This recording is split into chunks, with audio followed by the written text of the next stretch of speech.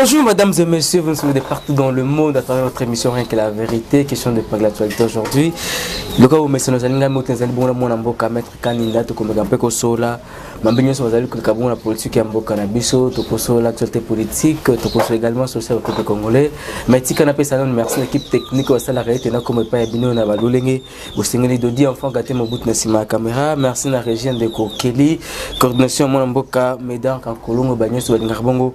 Les journalistes patriotes de faire écoute na pesi binombote tout sacrifier ba parti pas mater ba parti politique au kasi patrie et tikalaka c'est qu'on a seko. Voilà pourquoi tous abongo ndingisa mosara ya ko informer bino en temps réel maître Kaninda azali invité nanga mbote mo mboka mbote na yo ndeko Geoffrey mbote na bana mboka nyonso bato bazuli bakuya kolanda biso sur l'heure à laquelle tout moi bonjour bonsoir Yamboto Banda tika to présenter ba condoléances na ba famille nyonso baza éprouvé République démocratique du Congo, plus particulièrement na famille biologique qui a patriarche Kitengeyezu Aotekotika biso et aussi na famille politico yaye na lingomba politico yaye et puis na cabinet chef de l'État là nos condoléances s'adressent plus particulièrement au chef de l'État, le président de la République démocratique du Congo.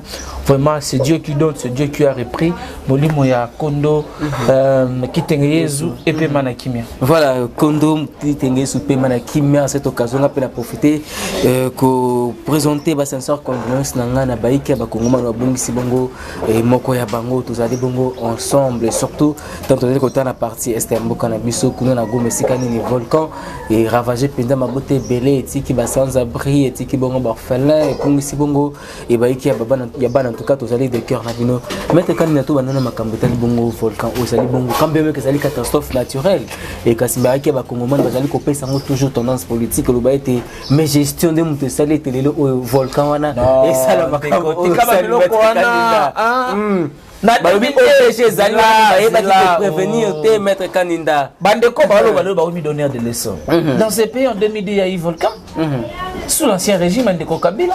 Comment ils ont pu gérer cela? Comment ils ont pu gérer? Bandeko bokondi ya Kanyaka, bokondi ya Pinité, bokondi ya Yaba homme fort, ils ont aucune leçon à nous donner à l'heure actuelle.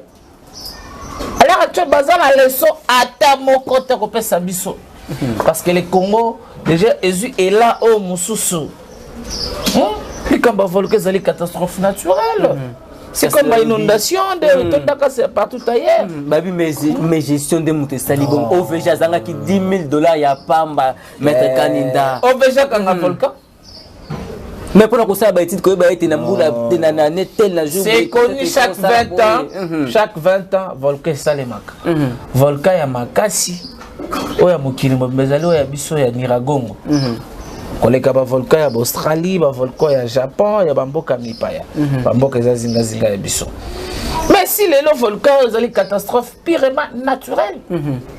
Et en quoi est-ce que vous allez parler de la mauvaise gestion des volcans? Quand vous parlez de la gestion de pour la saison sèche, mon colombo le de la gestion au gouvernement gérer gestion de non. Et il y a une catastrophe naturelle.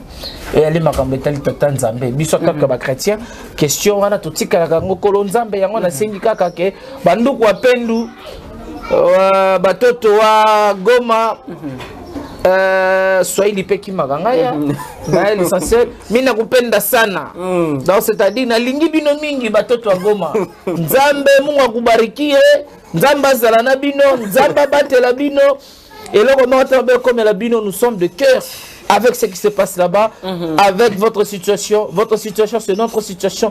Ne pensez pas que nous sommes en train de danser, de boire pendant que vous êtes dans une situation où vous vous retrouvez à l'heure actuelle. Vraiment, la population de Goma, je suis de cœur avec vous. Mais maître Kaninda, mesure une base pour na bazalia qui déplacé. Ici kabaki ko vendre les Warriors potable les alités. Les Warriors, il y a eu l'avion. Il y a eu l'avion et même les bateaux potables. Les Warriors va même les bateaux va créer kaya va sinistrer bateau nyonso bakima kiwana. Les gouvernements responsables suivent de près cette situation.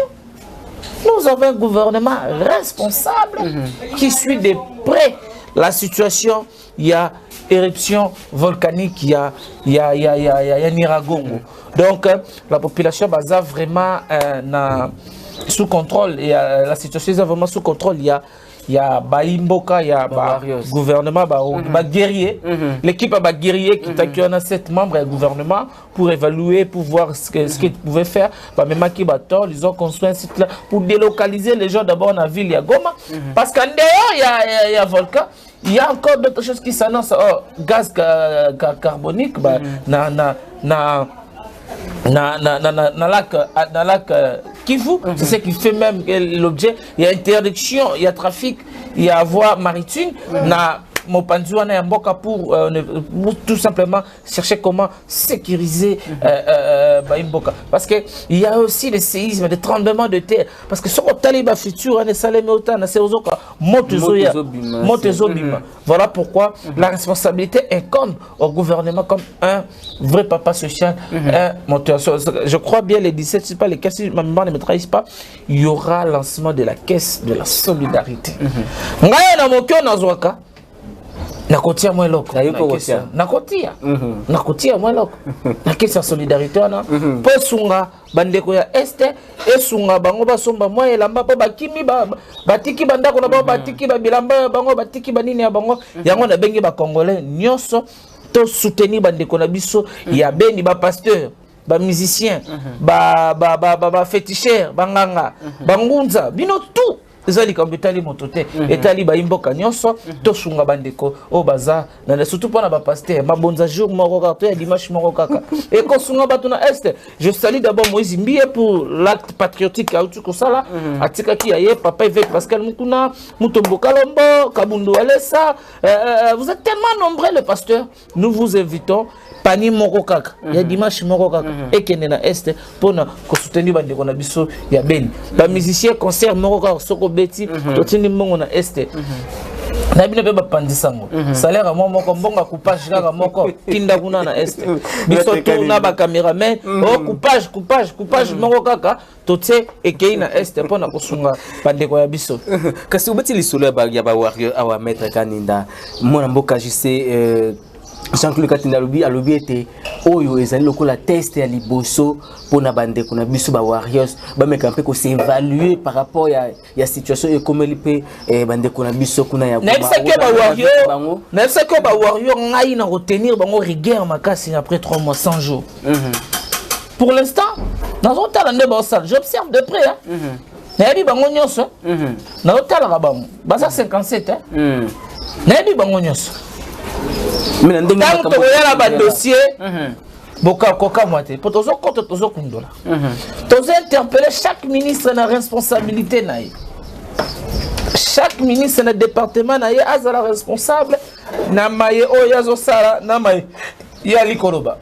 Voilà pourquoi tous soutenir ba warrior basa musala ba guerrier na film samouraï balé bato ba ro kengela peuple balaro bato ba ro bundela pour intérêt ya peuple balaki bato ba ro bundela mabumu na bango te balaki bato ba ro bundela ba intérêt ba famille na bango te balako bundela intérêt général ya peuple. Ben c'est ça les missions ba warrior bazana droit RRT on a fait 2 ans ya koswana koto balo ba chef de l'état inconscient koto ba yogolo ba onanger koto balo ba bona elilingi ya pamba koto balo ba va déboulonner 2 ans où la République a été freinée koswana na koswana et maintenant le pays a pris un élan. On n'a plus le droit d'erreur. Nous soutenons le chef de l'État, nous soutenons le gouvernement de Wario.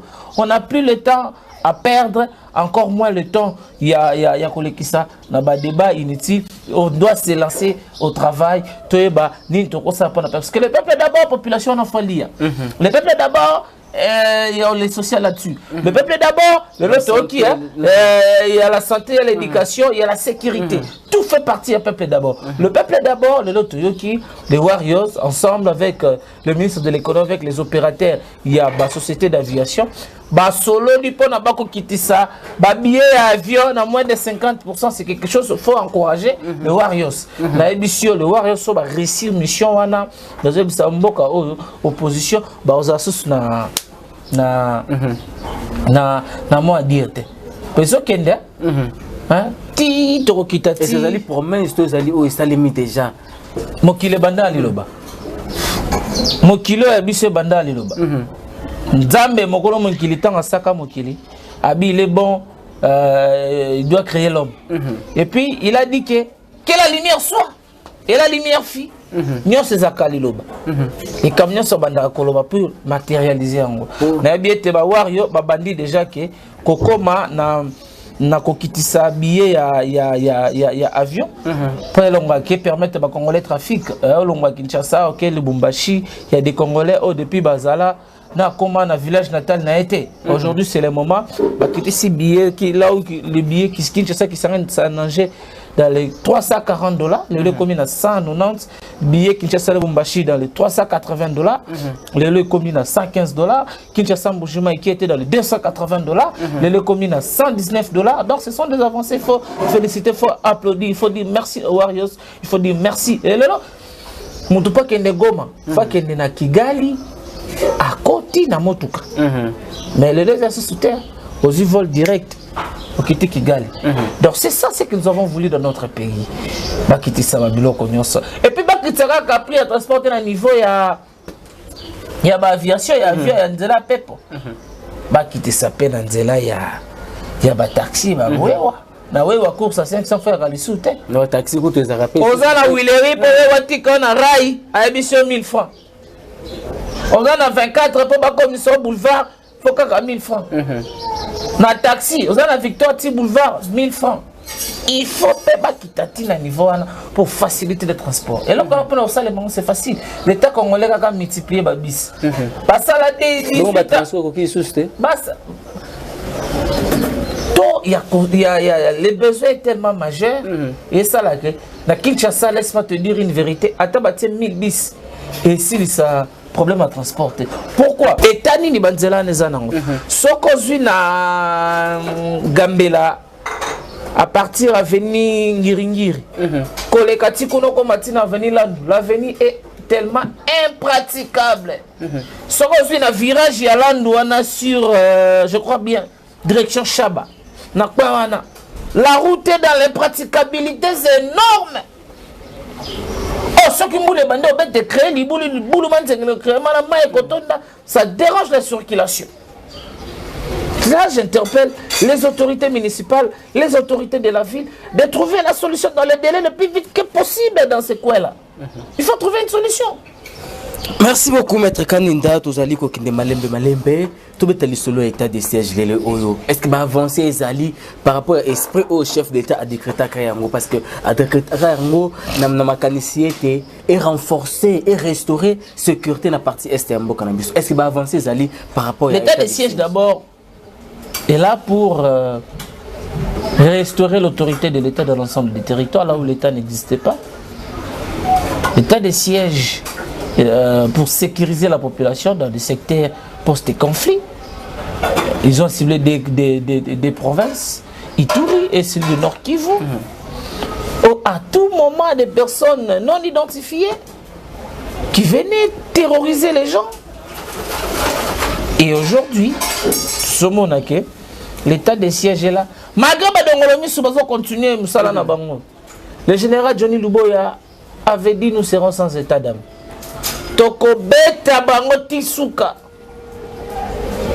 Nous sommes tous derrière le phare d'ici. Bakolonga et Tumbawana. Rwanda aussi la Makasi. Bato Tubana Sima Bitumba Este. Citoyen Mbosso, le président Mbosso, il a dit aux députés quitter les groupes armés. Bakanisaka Kalobela, député national, mais aussi provincial. Les présidents de l'Assemblée provinciale à Nord Kivu. Quitter les groupes armés. Quitter. Et bien voilà. Mais tant que vous avez comment on gouverner, mais tant que ça va déclaration pour te récupérer Bamboka, est-ce que Badongolo Miswano Lobiwana, est-ce que vous avez Bamboka au Bandai pour vendre, vous avez frapper, puis Bakoti, Bazar. Les rebelles s'étaient installés dans des villages, je peux dire plus de 20 ans. Plus de 20 ans. Et l'état de siège est là On a installé, on a donné le poste de commandement aux militaires. Botoli ba territoire occupé par Badongolo Miso. Il faut mettre l'affaire de ces maboko d'accord. To mettre la baïma pinga maboko, botoli ba territoire rebelle. Dans le côté politique, territoire ennemi bazali ko bana bazali ko vanda te zali kaka ba yita mususu exemple nda Kinshasa ba frapper ba bomi ba sali o ba ko sala ba conseil général na bango il y avait des territoires où drapeau congolais ko quand même pas komata. Mais le long na village on a drapeau ya mboka ezomata. Na ebisio bitumba est wana Ituri, Goma et Kosila, Ituri, Nord Kivu, Bunia, Uvira, Beni et Kosila. Et Kosila. Et aussi on va prolonger sous l'état de siège. Si l'état de siège c'est parce que lobby sous c'est un connu sous ko frapper les sous on va prolonger en gros. L'état de siège pour dans est-ce que ça a 2 ans. Il faut que les militaires ou bazana va s'installer vraiment population zone qui l'a évacuer dans l'occupation. On doit mettre la population à l'aise. Déjà l'écolo il y a loi par rapport à la constitution Mboka. Non, elle peut être renouvelée. C'est renouvelable. Après un mois, si on voit que non, il n'y a pas un avancé, on renouvelle. Comme l'état d'urgence. Il y a 2 ans. Comme l'état d'urgence que le chef d'État avait décrété l'année passée compte tenu à Covid. Ça a été renouvelé plusieurs fois. On peut toutefois renouveler. Maintenant, quand on a le sujet de l'élection, on a coupé le Congomani en 2023. On a le makambo zali kokende. Nangambo oyo catastrophe naturelle, il y a volcan. Nangambo oyo makambo ya coronavirus. Nangambo oyo na insécurité zali na mboka. Est-ce que en 2023, tokena maponami? Soki tokena maponami, ba garde fou nous enseigner na biso ko sala pour que tous les sous-soutés que nous avons résultats, aux résultats moins triqués, président Zali bon Zali président moko abimi na kati ya illégitimité tout le sous-souné ba garde fou nesi na biso poza nango pour que en 2023 ceux qui tozoma maponami ezala maponami oyo et rozala transparente au vrai sens du mot. Ce qui est sûr, il y aura des élections dans ce pays. Ce qui est sûr. Il y aura des élections dans ce pays. Pour le président Félix, c'est la carte Jonker. Bah tout bazar des abadandombe, ba 4 ntelele, lui les Jonker. Aza même pas na carte, je peux dire après Jonker elle est dans la carte ni. Stop. Aza même pas la carte peut faire face à Jonker. Il n'a pas d'adversaire. L'autre est là, né d'un père juif, avec une mère zambienne, mariée unique toute rwandaise. Et c'est un monsieur qui se réclame être congolais. Par quelle magie? Par quelle magie? Pour ça, ils ont un année. Hein? Yango wana la zebisayo, mususu wana abina kabina kaneka. Yeto tselega podium ale. Kata bidis.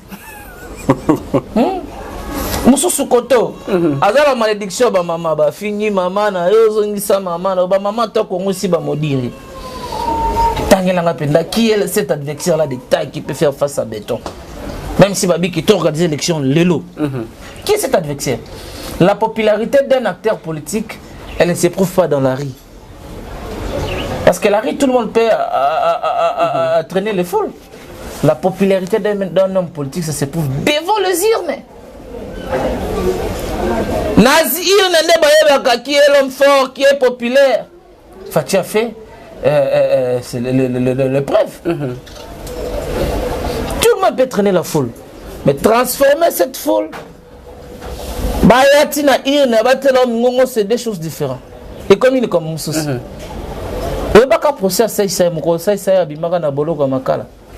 Il a traîné la foule.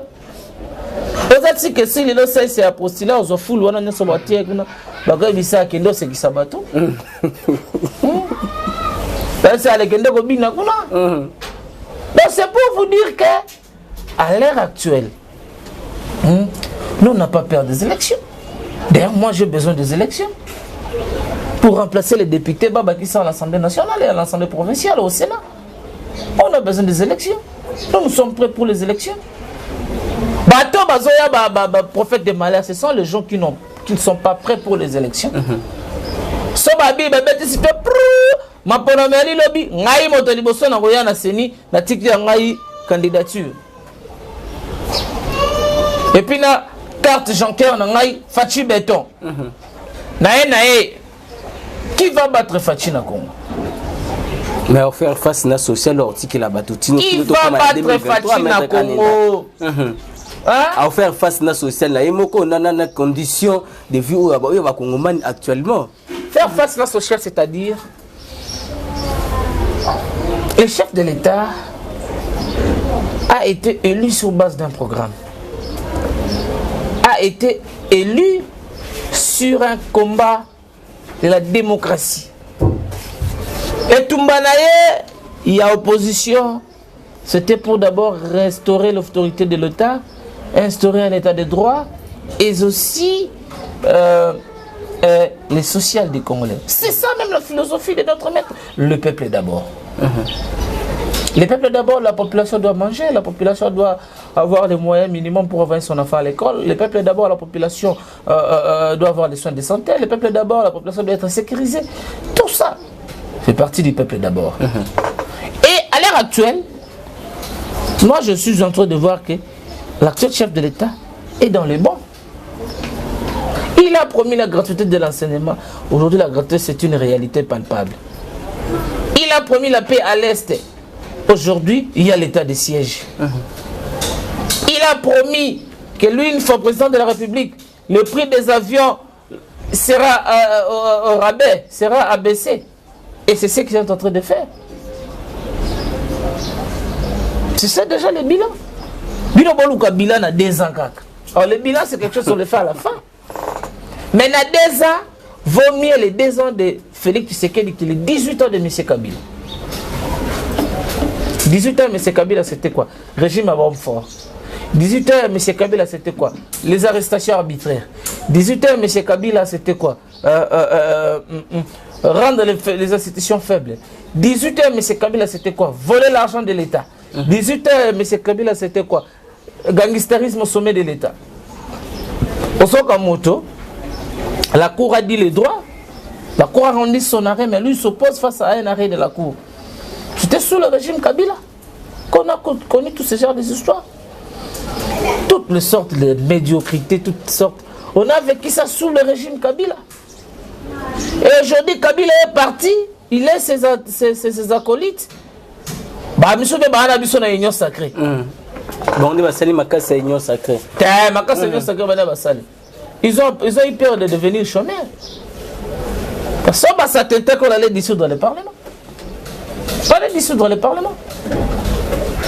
Mais le maître Kaninda, Otsukotanga Makambuta, Israélien, Maman, Zambien, Abalibo, parlons de soutenir les propositions de Noël Tchani. À 250%, je soutiens ça. 100% Zamouké. Je soutiens ça. Faut la congolité. Sans tout ce qui est le Kobo, on va petit abed à Chiloba et candidat député dans le Congo Bimibe. Ben oui. Pour petit ça, c'est le Congolais. Problème, la loi, elle doit avoir un caractère général et impersonnel. On ne peut pas créer une loi pour cibler un individu. Non, c'est faux. Mais bon, ensemble, bon, loi moi non, quand quelqu'un qui se sent piqué connaît l'affaire. On appelle la soutien, il dit de paix, c'est un gros qui va cibler qui. Fils du pays, les locaux ont chargé à commun. L'IDPS, c'est un parti organisé. Il y a des bouches autorisées qui parlent au nom de l'IDPS. Quand vous dites qu'il a le soutien ou le soutien de l'IDPS, vous avez entendu ça par le président Jean-Marc Kabound, qui l'a dit ici le CG Kabouya, ou le porte-parole du parti, ou un haut cadre du parti. Mais non. Noël Tiani, c'est un Congolais comme vous et moi, comme nous tous. Il a émis son point de vue. Pour lui, il a estimé bon que pour être candidat président de la République, il faut être Congolais des pères et des mères. Moi, j'ajoute encore pour aller plus loin. Il faut être né dans le territoire congolais, dans le sol congolais. Dans le sol congolais. Mais lui, le par rapport à la nationalité, il mettrait candidat. La nationalité. Non, pas nécessairement. La nationalité congolaise, elle est une et exclusive. Elle ne peut pas être concurremment détenue par une autre. On est congolais soit par acquisition ou par naturalisation. L'acquisition, c'est quoi? c'est lorsque vous faites une demande de la nationalité congolaise et ces demandes doivent être faites individuellement, pas d'une manière collective. C'est individuellement. Le fait de naturaliser, c'est-à-dire des Congolais de nature, naturellement Congolais, de père et de mère. On doit appliquer les soli, les droits du sol. Ne peut être Congolais candidat aux échéances au niveau national, présidentiel, au niveau législatif, national, provincial, voire même dans le gouvernement, il faut être un Congolais né de père et de père et de mère, et de mère né dans le sol congolais. Le Congolais de père et de mère est né dans le sol congolais. C'est ça. Au moins, les bateaux s'agitent. Bana baboui. Oh, bana baboui. Bana baboui l'andeni mettre kanina. Moi na boy moko juf mo boy mo ça pas père moko juf. Azo santé, on va monter à justifier nationalité nae. Azo cité comme bato bakunda maman nanga na cimetière Y. Bakunda sage femme aller aider maman nanga quoi. Non, c'est pas ça le vrai débat. Ba indien ba libano ba botanga na Congo. Ma femme sajo ba aider bango na coucher ba congolaise. Et cela ne fait pas de ces enfants des Congolais. Attention. Hein? Tiens, il y a un débat de droit, un débat scientifique. Oh, il faut les scientifiques réfléchir d'une manière scientifique, mais on voit Tiani est victime de tout. On touche même à sa vie privée. Hein? Mais Moïse Katumba, il faut respecter le hymne national Yambo Kanambisu. Nous sommes unis par les sorts. Je n'ai pas parlé des individus, moi je parle des Congo. Ça c'est le petit esprit. Le grand esprit parle de vision, parle des idées. Le petit esprit parle des individus. Épargnez-moi dans le débat d'individus. Parlons des idées. Parlons de la vision. L'idée de Tiani est bonne. Moi j'aurais voulu qu'il va contredire l'idée de Tiani, mais le monsieur il passe pour nous insulter, nous l'intellectuel congolais. Nous l'intellectuel congolais, on a des problèmes selon le monsieur dont vous citez les noms. Donc nous l'intellectuel congolais, on a des problèmes. Lui qui prétend être riche, il avait tout. Pourquoi est-ce que lui est riche, il n'a pas pu aller à l'école pour apprendre? On m'a piqué, ni piqué.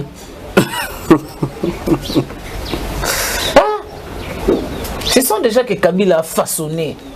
Si aujourd'hui la gestion de Kabila est chaotique, Kabila n'a pas échoué seul. Kabila n'a pas échoué seul. Kabila a échoué ensemble. Parce que les messieurs là, vous citez là, il a quitté Kabila en 2015. C'est en 2015. Dans 18 ans de Kabila, si en 2015 à 2019 que Kabila a laissé le pouvoir, le monsieur a fait au moins 14 ans avec Kabila ensemble. Et c'est quoi la gestion? Un monsieur qui était capable de gérer une province, il sera-t-il en mesure de gérer toute une république? Mais proposition Noël Tchani, il est européen, parce que Azan a un passeport américain. Noël Tchani, c'est un Congolais de père et de mère. Il est des territoires de Ngandanjika. Mais ça a un passeport américain. Polonais Azolobana a expliqué son origine. Il y a un recensement. Mais le recensement, ils allaient voir Félix Alingi, mais il y a un recensement. Le recensement par rapport à la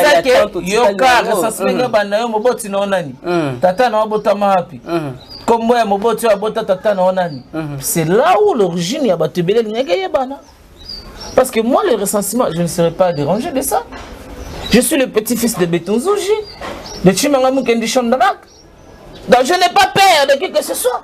Même besoin d'une barrière grands-parents, vous allez vous rendre compte que je suis Congolais authentique. Du territoire de Kabila Kamwanga. Des groupements de Tchinchankou, des villages de Tchinchankou, et des groupements de Benengeleka. C'est là où je suis, ce sont mes origines. Et ces origines, tout le monde a ses origines. Il est de quel territoire? Il est d'où? C'est quoi le nom de son grand-père? Et Mais maître Kaninde, vous avez dit que Makambo nous allons à Kozongi, c'est sous Congo na Sima. Au lieu que tous à la solidarité, tout le cas tombe la bientôt là, tous que dans les 30 juin, ça fera et ça la déjà 61 ans d'indépendance en cannabis, maître Kaninde. Quel bilan? Depuis que tu as la gestion de cannabis, pourquoi pas qu'on ait un débat où on construit un débat plutôt que un débat où on a le débat sur la congolité, c'est vraiment un vrai débat qui nous aide à construire l'État. C'est un débat qu'il faut faire.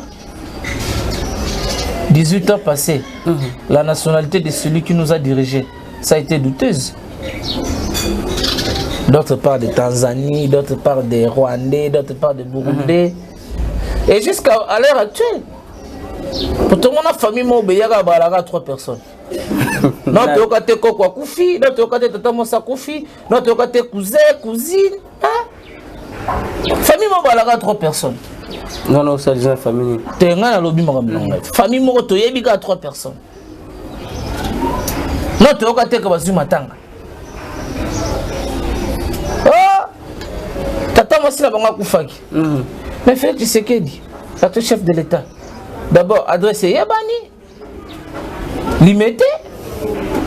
Famille Yabani na ngiringiring manga fula chez Tantine Génie. Famille Yabani. Famille Motomonaka à 3 personnes. Avant de se banaliser, Kabila, Jeannette, Kabila. Yom Tolobi. Donc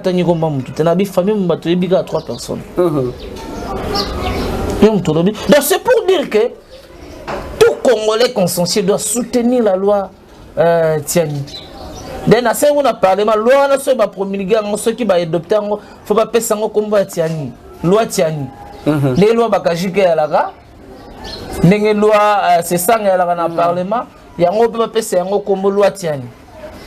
Voilà, merci beaucoup Maître Kaninda. Tu as commis d'abisso qui t'a souka, mais tu as un dossier ONDECO Vital Kamere.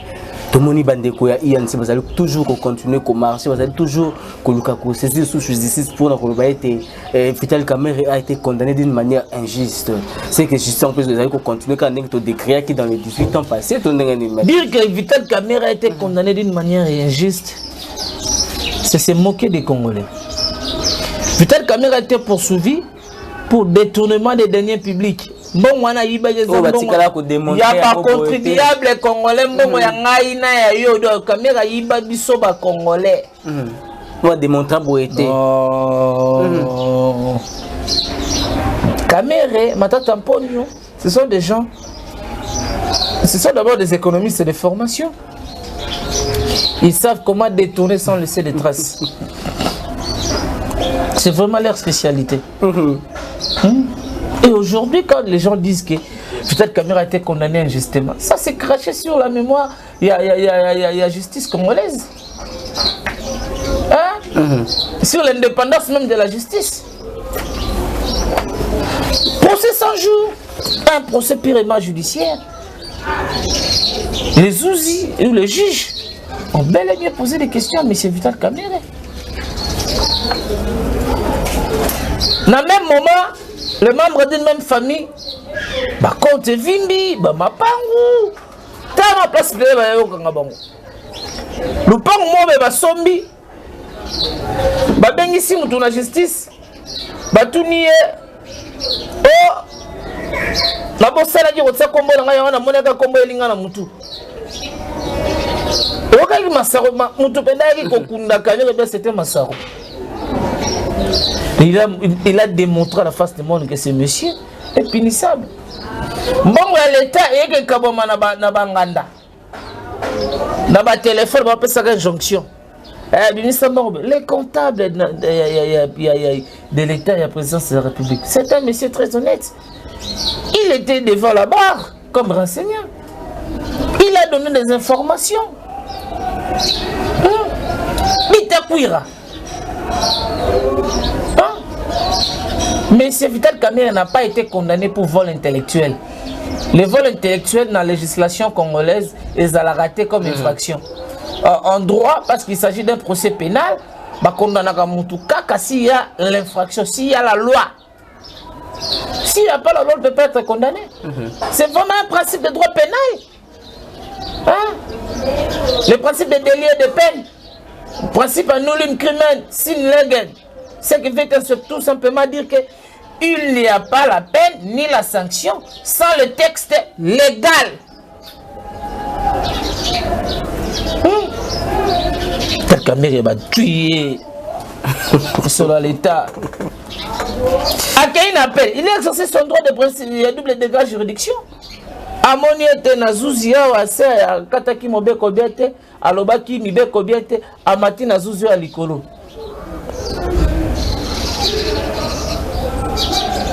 Et le lobo comme le bête, non, Vital Kamere a été injustement condamné, mais c'est faux. C'est faux. Pour être poursuivi infraction à détournement, il faut d'abord être un agent public. N'est-ce pas Vital Kamere était directeur du cabinet du chef de l'État? Oui, il faut. Oui, il avait cette qualité. Tentative de corruption. En droit pénal, on peut condamner l'intention. L'intention déjà. Le fait déjà que Zombon est à l'État. Un fait par voie normale avec des signatures et la personne habilitée. Et ça, il y a une injonction dans le téléphone. C'est déjà l'intention qui est mauvaise. Mauvaise intention. Animus no kandi. En droit pénal. Lorsque l'intention de nuire est manifestée. Kamere a manifesté l'intention. L'idée peut-être peut être bonne de sécuriser, protéger mon téléphone. Mais l'intention. Vous avez quelle intention? C'était au même moment, les membres de la même famille, ils ont acheté des maisons. Amida, dites-nous, reconnaissez-vous les comptes tel numéro, tel. Oui. Et telle date, à jour, vous avez fait quelques opérations. Oui. Qu'est-ce que vous faites dans la vie? Je suis commerçant. Donnez le numéro de RCSM. Oh, j'ai oublié. Oh, c'était les cadeaux de notre mariage. Il y avait de l'argent en espèces, il y avait de l'or. Même si tout ça, vous avez reçu combien? Comme les enveloppes de mariage. Oh, mon mari et moi, mon mari m'avait laissé tout cet argent. Voilà. Et confiscation, il y a pas bien. Faut pas ça. Bon, on a biso ba congolais. Mais c'est Vital Kamere, remettez notre argent. Remettez notre argent. Mais ça déjà prison, est-ce qu'on a non, c'était pourquoi? C'est notre argent, c'est bon, on a aidé. C'est maintenant sur Bakangama pour un détournement. Il y a des nez publics. Ils ont remplacé la trésor public. Bon, ils ont en caisse à l'État. Ils ont et Gozonga. Et Gozonga. Voilà, merci beaucoup, maître. Bon, Gozonga, la caisse à l'État. C'est bon, on a biso ba congolais. Ils ont kamekuna OVG zanga ki $10,000 ya pamba. To comme na biso na bongo na biso ba congolais. Yango wana batunaka nyamaka c'est bazo réclamer pe Vital Kamere. Oh. Ah ça ni na kanyamaka c'est. Oh. Mais na kuluno akeka nyamaka c'est. Un sou mutaka nyamaka c'est ça yibeka ka téléphone à $100. Takata ki maman mo kabelo il y a $30 na nzela. Parce que moto 57 millions. Combien de familles au babomi nanzala? Combien de familles au kofuta? Bon on est école musa même on attra. Bon on est école musa ba entreprise de beleza en faillite. Ben moto zimbo wana asakani donc le bongo ya ye. Et le réquisitoire il y a ministère public organe de la loi maître de avocat et société a saigné na cour d'appel. Ba alourdir le sous peine ya Vital Kamere. Oya zwakana muke. Ba bakisa lisusu.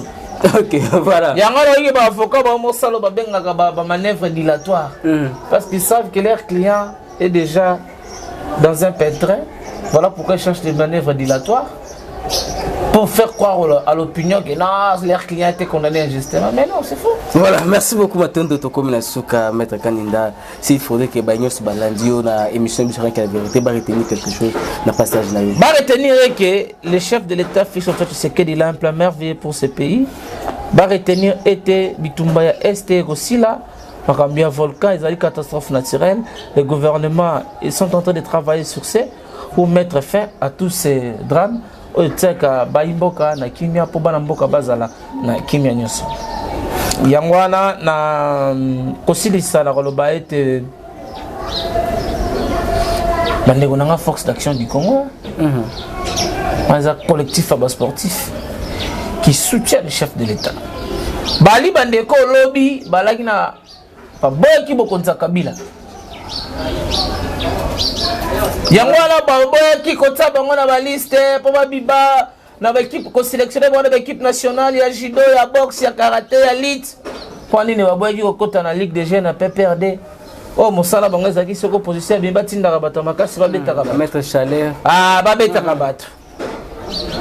Maintenant il y a un collectif de sportifs consensuels. Babiete, non, on doit soutenir le chef de l'État. Ok. Lumbe, boité. Voilà, merci beaucoup. Force d'action du Congo toujours. Merci Nabilo Nyonso, Maître Chameau, Maître Cheval, Cordo Passinkoi, CG Patikandolo, Bino tout, je vous aime bien. Maître Le Kololoboko, mes condoléances déjà, papa, Maître J. Moulenda, Maître Balen, Bino tout. Force d'action du Congo. Voilà, merci beaucoup. On a une émission Bilombe.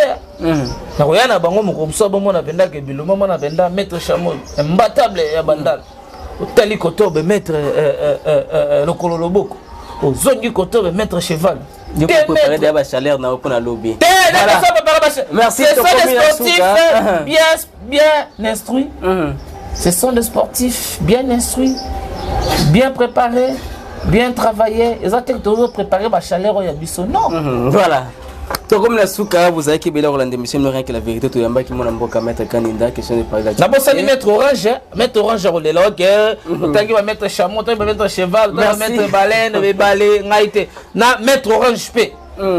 Na émission, c'est plus de 5000 sportifs. Ma discipline confondue. Judo, boxe, karaté, lutte. Donc, on a maintenant au Tsetembe. Au monde, merci ma caméra, Kelly Nanzea, machine, bagnos, bongo. Je ferme le côté journaliste et patriote, c'est ce qui est ce massé à Zongi Tengan, prochainement. Kaka la mission rien que la vérité. On a dit pour la toute première fois, tout c'est au s'abonner, au partager, au commenter ma vidéo, vous appelez au Lengue Moussou, et pour soutenir par rapport à ça, vous avez fait ça. On appelle ça joyeux anniversaire, on a leader à Pembe, papa chéri Binadama. Joyeux anniversaire, on a grand leader. Voilà. Leader à Pembe. Joyeux anniversaire papa chéri. Joyeux anniversaire. Vraiment plein de bonnes choses, plein de succès. Nzambe abakisa ozangi apesa aussi longue vie. Pour opesa la biso ka bilengi. Ndewe bakatoka bola bilengi. Biso pe tozelaka ko pesa la biso bilengi. Biso pe toka bola kango. Voilà, merci beaucoup. Dodi to ma polémique. Joyeux anniversaire le pas na Yamida. Ala mama ba neza problème. Merci et bye bye.